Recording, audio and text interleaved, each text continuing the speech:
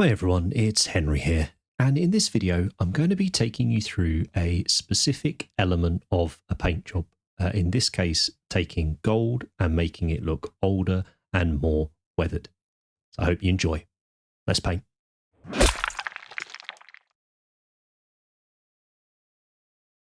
So this video is inspired by the new Reclusian models from the SKAVENTIDE or Age of Sigmar 4th edition box that Games Workshop sent us through for review.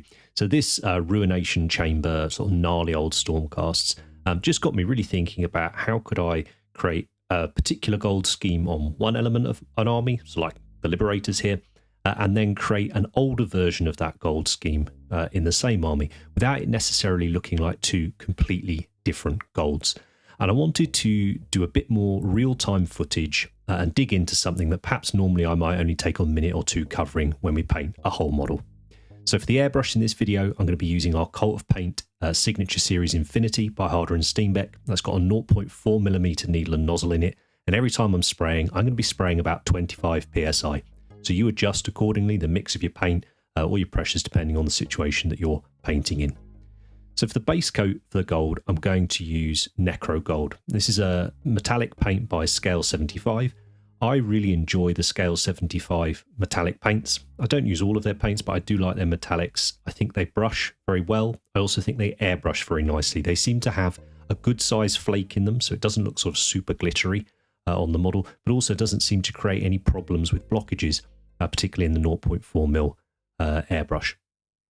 So it's just a nice solid base coat of the Necro Gold or the darker gold. And then for the highlights, even under the lamp, you can kind of see it's creating its own. And that's one of the beauties of metallic paint. It's why I think it's so effective for gaming armies, because it does create its own highlights. But there's also that element that those highlights are what is reflecting off this small plastic miniature, rather than necessarily perhaps how those highlights would be, the size of them. In particular would be if this was actually, a scaled up sort of 6 foot, 7 foot sort of warrior. So we want to go in here and just reinforce them and make sure that they're shiny exactly where we want them, and the darker areas are exactly where we want them, to create some interest, to create some contrast for this model on the table. And for that gold, I've chosen Elven Gold. That's also by Scale 75. And here you can see, hopefully, the difference just between those two golds. And this, for me, this is already a very, very nice looking gold we've created, and just by doing that sort of fairly simple zenithal, slightly more directional as you saw, but it wasn't anything particularly complicated. And again, I am coming at this from an army painting standpoint. I want it to be relatively few steps, but nice and impactful. So we've gone in and added the highlight gold there, and now we want to go in and just reinforce the shadow areas. So for this, I've mixed in a darker brown paint into the Necro Gold, particularly on his upper back here. You should be able to see the effect that's having. So whereas the highlights before were sprayed from more or less directly above, sort of kind of between 45 and 90 degrees, we're doing the same here, but from below. And this is a 50-50 mix of a contrast paint, which is kind of like an ink, Garaghaks Sewer, and our base gold colour, so the Necro Gold. And already just those three paints through the airbrush, I think we've got a ton of interest into these miniatures. And to replicate that across an army would be incredibly efficient. Certainly just one hobby session to get it done. And the beauty of the Stormcast models, much like, say, a Chaos Warrior, perhaps less so in a Chaos Warrior's case because you've got a lot more things like furs and whatnot, but Space Marines, Stormcast, there's a reason that I think they are incredibly accessible miniatures to paint, and I think very enjoyable miniatures to paint, because they are simplistic in their design. There's not too many different elements on them, and I must say the Stormcast in this new box are objectively, they're just lovely models to paint. They really are. Everything's very clearly defined. You sort of understand what's what on the model, and I think you could really go to town if you wanted to. And on the other hand, like we're doing in this video, I think you could create a really great looking model for your gaming army in very little time. And all I'm doing here is going in with that same mix in the airbrush. So once I was finished with airbrushing it, I just tipped it onto my wet palette. And I'm just going in and being more targeted where I'm placing that shadow. Perhaps areas that I wouldn't be able to use the airbrush to get to because of that overspray. Now here's where the two schemes are going to, well, this is the last step, I should say, that two schemes are going to share, and then they will diverge after them. And this is the oil wash. Now you'll see me use oil washes frequently in our videos. It's a technique that I've used since I got back in the hobby 10, 15 years ago, whatever. And to me, it's kind of second nature. But I know not necessarily to everyone is that. Perhaps people are experienced with acrylic washes, but not necessarily with oil washes. So to start with, we're going to pop our oil on a piece of cardboard. And you can see here, the reason we do that is to just leach out a little bit of the oil that's in that oil paint. And the oil is an element that increases or delays the drying time on the paint. We don't need to be able to come back to this model and reactivate it and use and mess around with the oil for days and days after we put it on. So leaching out a little bit of that oil won't have any impact on how we're going to use it in a negative way. All it will do is help it to dry a little bit quicker, which is exactly what we want when we're using it for this application. So I created an oil wash by adding in just normal DIY store mineral spirits here, or white spirits we call them over in the UK. And I've thinned it down to roughly the consistency that you might associate with something like an Garaghaks Earthshade or something like that. Now the acrylic paint, the gold paint that's on the model already, is completely dry. It's not just touch dry, it's completely dry. It's probably been on there for at least half an hour to an hour. I don't need to do any varnishing because the oil and the mineral spirits aren't going to interact at all with that acrylic paint, providing that it's dry. So I go on here and I just apply the wash exactly how I would a normal acrylic wash. I'm not just slopping it all over the model, I'm sort of working my way around and trying to make sure that when I take my brush off the model, I'm finishing that brush stroke in a recess so that capillary action, it's going to draw the majority of that paint into the recess. I am painting it all over the surfaces because I do want to give this a slight filter or a tint and just warm the gold up a little bit. And you'll notice I'm using Winsor Newton Artist Oil Colour here. This is a very good quality oil paint that you can get from an art shop. That tube will last you like pretty much a hobby lifetime. So even though it might be 8, 10, 12 pounds, something like that, think of it as an investment that you will use on many, many projects going forwards. And I'm going to do exactly the same process here on the Reclusian as well. So just wanted to take a second and say thank you so much to those of you that support us over on Patreon. Not only are you enabling us to create these videos over here each week on YouTube, but you're also getting an additional video over there, usually by Andy, and usually focusing on a higher end display painting topic. It might be a multi-part series on a miniature like this one of our busts, or it may be just focusing in on a specific subject like non-metallic metal or painting faces, something like that.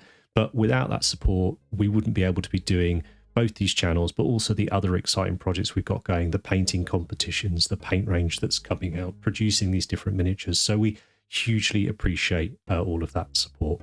And if for any reason you can't support us over on Patreon, then the likes, the subscribes and the comments over here on YouTube mean an awful lot too. And I really appreciate every single one of them. So thank you. It was really nice using these Winsor Newton oils. Actually, I've been using Absalom 502 for quite a long time. And they're great. They've got some good colours ready to go, no mixing. But I would say they are not as good a quality of oil paint as these Winsor Newton Artist oils. And it was quite noticeable when I was using it. But both are fine, you know, as you'll see me use in a minute.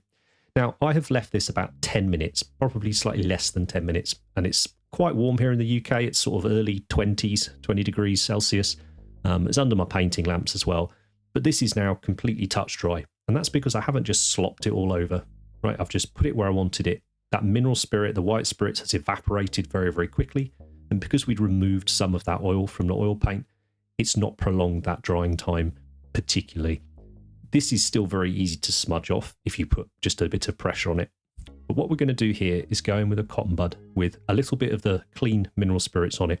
And I'm just going to dab it in certain areas where I may want to remove that slight filter that I had put on, so we can bring back some of the shine and the original colour of that Elven Gold that we put over it. We need to be gentle. You can't just scrub at the model. It's nothing to do with varnish, it's nothing to do with anything like that. It's simply abrasion. If you scrub away at this miniature with any real pressure, you're going to remove paint. You could put a huge great layer of gloss varnish on it and then apply the oil and do this, but you're going to change the look of the metallics and it's just not necessary. If you're careful like I'm showing you here, and you can see a little bit is coming off on that cotton bud, it's all you need to do. It's not the mineral spirits that's taking the paint off the acrylic paint off the model if that occurs. It's you're pressing too hard on the miniature. So you're just gently rolling it on. Now here's where we're going to diverge. I want to create an additional oil wash for the older gold. And I looked at a ton of pictures of gold, antique gold, old gold. And whilst gold itself doesn't appear to oxidize and corrode in the one sense, it can get pitted. Those pits, the dirt and accumulation of whatever's in the atmosphere can get in and create this sort of weathered old effect. So I was really keen that we didn't necessarily sort of battle damage the gold in this sense, and we're not necessarily corroding the gold or anything like that, but what I'm wanting to try and do is represent that built up accumulation of sort of dirt and grime and patina that's happening over. Patina, I think, is the wrong word, actually. I don't want to get my terminology wrong because I'm sure someone will correct me in the comments for this. But we're not trying to create rust here.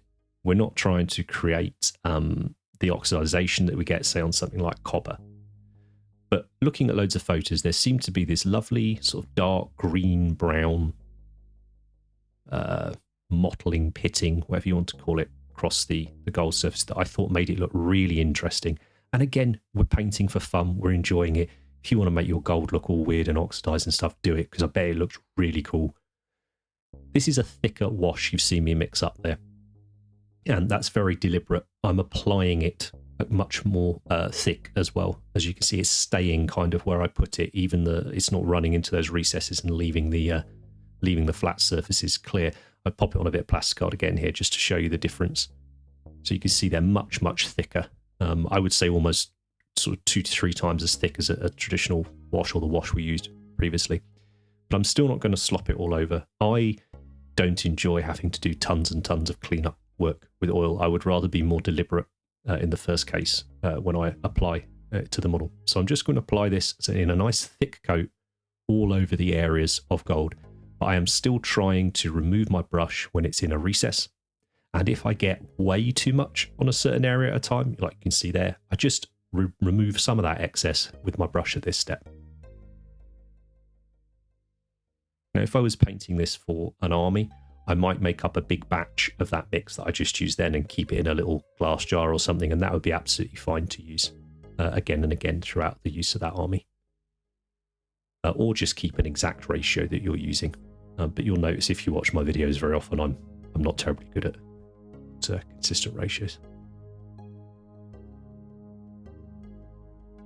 They're really cool, these Reclusian models. It's going to be tricky to paint the 2 layers of cloaks they've got on them. The way they go together, you can't do that as a sub-assembly, but the details on them are super cool. It's like a very kind of grim-dark sort of Stormcast look, which I think a lot of us enjoy. Now here, the paint has less than 6 minutes old. I say less than 10 minutes old. It's about 6 minutes old. I tried to be really accurate with this. So it's already started to dry, but you can see there's still areas where it's quite shiny. I don't mind that because I want to use the Q-tip and the white spirits here, not only to remove it from the highest surfaces, but also to sort of thin and gently just dissipate that oil around a little bit where it's accumulated perhaps too strongly in certain areas. As you can see, there's much more coming off on that Q-tip already. If I had waited for this to fully dry, this would have required me to use quite a lot more pressure to get the effect that I'm going for here. And as mentioned earlier, that pressure on the miniature can, if you're not careful, remove some of that paint. But what we're looking for here is for it to collect in all these recesses, but in a much more opaque fashion, and to come further out onto the flat surfaces. So not just the sort of panel lines, but we want it to come out sort of stain and they say suggest that this armor has become, it's just very, very old. It's been through the mill. You know, these poor guys have they've not had a great time. I must say I enjoy the quite kind of dark background around them. They sort of that dark paladin, I guess, kind of vibe. You know, I think for me, Stormcast I've tried to picture them in my head as kind of like good Chaos Warriors, for what that's worth, whether you think Sigmar's good or whatever. It's not an argument I want to get into, but that kind of more perceived virtuous heroes, but still a good step above a mortal. And you can see, I wanted to leave lots of this in real time. So you see roughly how long it's taking to achieve each step. And there aren't many of the steps. Because again, for army painting, we want that consistency, we want that efficiency.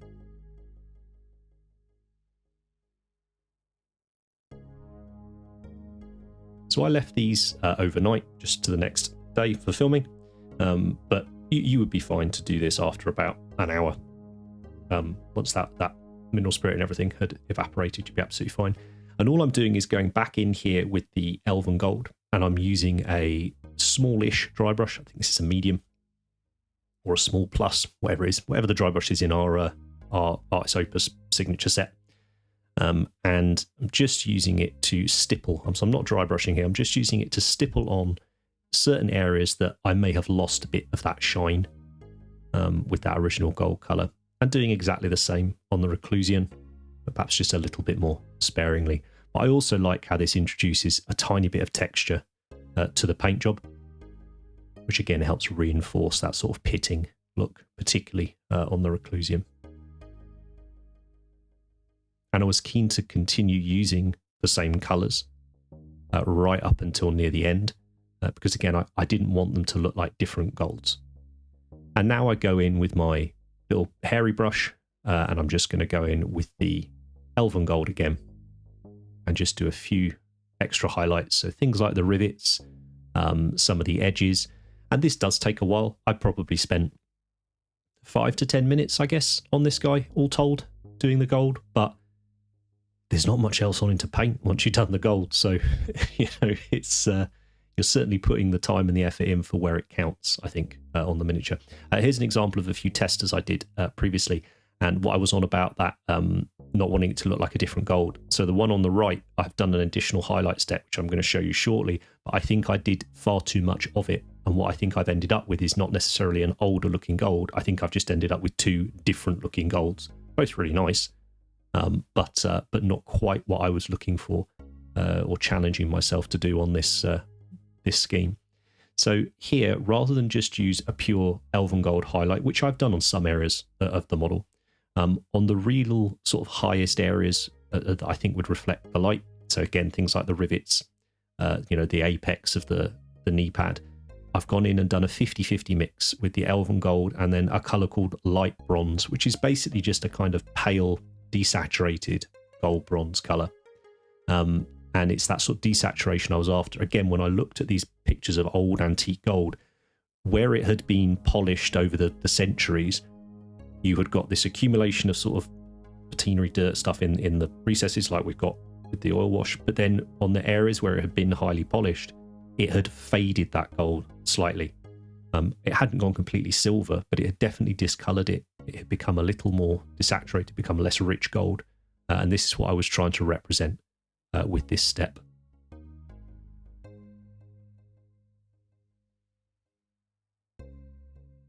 Again, just taking my time. It probably took me less time to do the Reclusian in a way, because he's got so much extra detail on him. And there's these areas of relief, there's these areas of recesses and all this. It's actually a bit easier to do it. Whereas on the Liberator, I had to be a little bit more accurate. And I also, because the areas were larger and flatter without all the embellishments, it was important to get the sharp edges.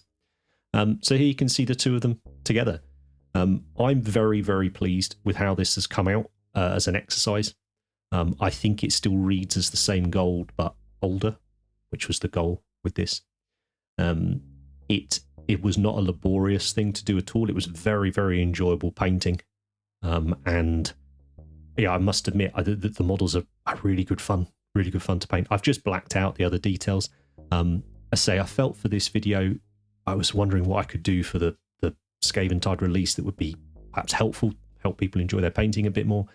And I wondered whether actually painting these models through to completion wouldn't necessarily add anything to this tutorial. So I'd rather spend that time, say, focusing on those 1 or 2 sort of elements or techniques that we've gone for on here. But yeah, always with army painting in mind. So this is what, 3-4 steps, something like that. It's 3 colours, 3.5 colours, I guess, for the Reclusian. Oh, how rude. I've left my phone on. That's very embarrassing. Who's that? Oh, it's Andy. That's great. So I wanted to focus in on, 1 or 2 elements that I felt were important, that I may have only spent, several minutes on if it was an entire video of start to finish of painting one miniature.